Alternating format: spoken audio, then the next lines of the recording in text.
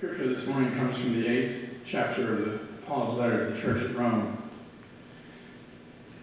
Remember the Apostle Paul? This was written later in his ministry. This wasn't his first rodeo. He'd been around for a while. He'd been beaten, imprisoned, tortured, slandered, starved, shipwrecked. He'd been around for doing nothing more than what you and I are gathered here to do today. Share the good news of Jesus the Christ.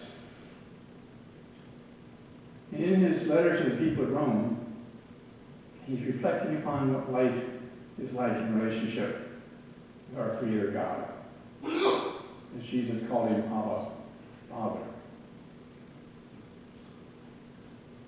Paul writes, if God himself has taken up residence in your life, you can hardly be thinking more of yourself than of him. Anyone, of course, who is not welcome to this invisible but clearly present God, the Spirit of Christ, won't know what we're talking about.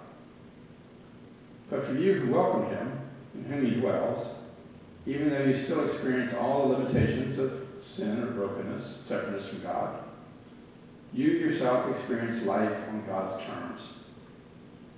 Stands to reason, doesn't it?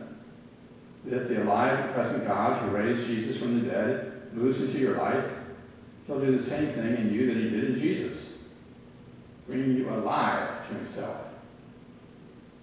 When God lives and breathes in you, and he does as surely as he did in Jesus, you are delivered from the dead life. With this Spirit living in you, your body will be alive as Christ. So don't you see that we don't owe this old do-it-yourself life one red cent? There's nothing in it for us. Nothing at all. The best thing to do is to give it a decent burial and get on with your new life. God's Spirit beckons. There are things to do and places to go. This resurrection life you receive from God is not a timid, grave-tending life. It's adventuresomely expectant. Reading God with a child like, what's next, Papa? God's Spirit touches our spirits and confirms who we really are.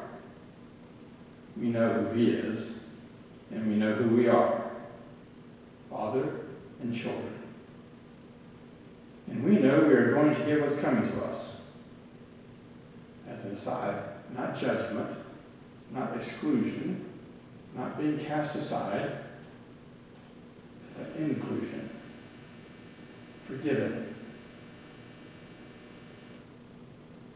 an unbelievable inheritance. We go through exactly what Christ goes through. If we go through the hard times with him, then we're going to go through the good times with him. May this God bless the reading and hearing of his word. These holiday weekends are always a little strange for guest preachers to show up and preach about, whether it's Mother's